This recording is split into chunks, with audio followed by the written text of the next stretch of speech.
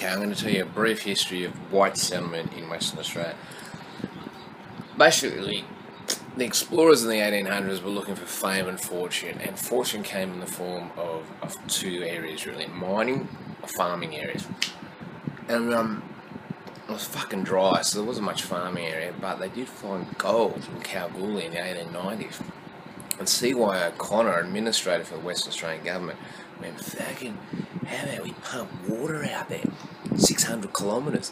And water pipeline this long had never been done anywhere in the world, and the media just bagged the fuck out of him. And he ended up committing suicide, and then a couple of months after he died, they turned on the pipe at Kalgoorlie and went, well, fuck me, it worked.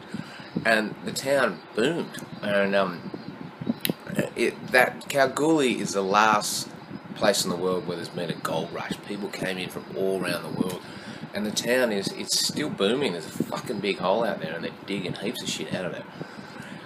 Anyway, after that, farming opened up after the First World War in WA because the government gave free land to return soldiers, and they went around and cleared the land and stuff like that, and the area really boomed. I mean, there was heaps of towns, there was heaps of people, heaps of buildings, but the First World War changed agriculture. Before the First World War, agriculture was based on pretty well raw materials that were free.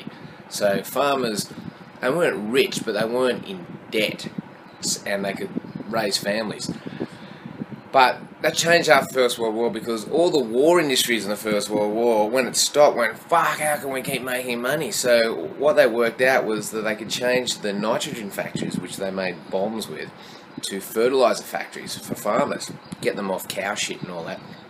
And all the poison gas factories turned into insecticide factories, and then gave it to the farmers and told them to fuck off multiple cropping. And the tank factories obviously just went straight into tractor factories, which helped out the oil industry as well. So here we are 100 years later, and the results here in WA, the same all around the world, is that the country rural areas are just dying. It used to be agriculture where there's heaps of people in these areas, and now it's agribusiness. There's fuck all people in these areas. But these areas are creating a large amount of high calorie food, which is sending into the cities where all the people are, and so the people basically in the cities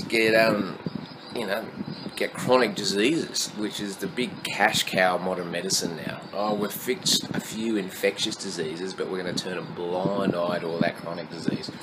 You notice how any medical research is like, oh, we're looking for the cure. They never say we're looking for the cause, because it's fucking obvious. People have got to start eating real food and moving better. And, you know, if they did, they'll end up like the early farmers out in this area 100 years ago. They were fucking fit cunts, and they weren't in debt, and they had a family around them.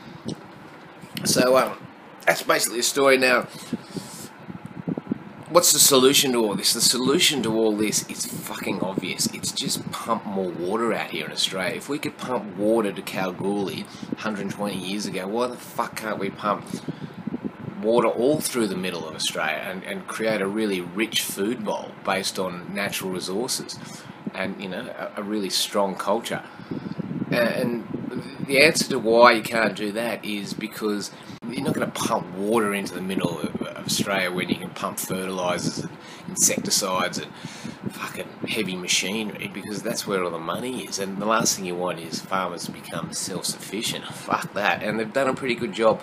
Farmers are not self-sufficient these days, and if you do want to be a farmer who's self-sufficient, it's pretty well fucking illegal due to greenies and administration and all that. I mean, you can't, if you say you kill cow now, you're not allowed to give it to your neighbour unless it goes through a certified butcher, or you can't give them milk unless it's been pasteurised, or you can't chop down this tree unless you've sucked a greenie off. So that shit's gone. But it can be changed. All we've got to do is pump water out there, and it needs a politician that's not in bed with the fucking war industries, the oil industries, the pharmaceutical industries, the farming industries, the banking industries. And that politician is Gary. I mean, he doesn't give a fuck about them. That's why next election, vote GOAT.